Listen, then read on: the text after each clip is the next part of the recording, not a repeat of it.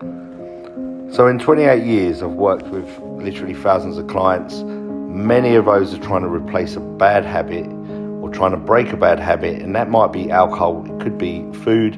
For many, it's chocolate or late night snacking. Could be the fact that you want to exercise and that's not happening, or any of the above is not staying consistent. So what is the easiest solution to fix this?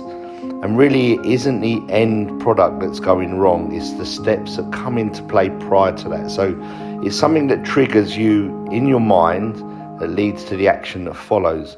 So how best to replace that when you want to do so well, you've done great all week and something will trigger you badly, is to replace the habit steps that have come into place first. So a really easy way of doing this is, if you're one of these people that unfortunately have done great all day and then you just snack at night, it's almost, if you look at it down in the depths of, where is this coming from? It's almost that there's some kind of affliction going on inside.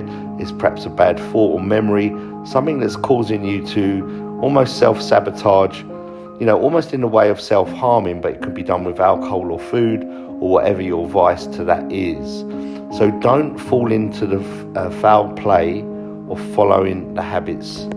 Simple actions take place is, if your thing is you sit in front of the TV and that's when you crave and you eat or you drink a bottle of wine and you want to stop doing that, then don't sit in front of the TV. Typically that will be the leading consequence that follows. So why don't you change that habit? So rather than you sit in front of the TV for X amount of evenings a week, then go for a walk, change your habit, read a book, take the kids for a walk to the park, do something that's different that normally leads on to that habit. Now, if you can put that into place more and more, time after time, replace the triggers that have come into place first, it will prevent the end cause of what you're trying to achieve. So if your willpower is there, fantastic. If it's not, you're not going to win that battle by leaving the addicted consequences in your house. So do remove those items. So get the wine out the fridge, get the chocolate out the house, get those things out of your cupboards, leave them elsewhere.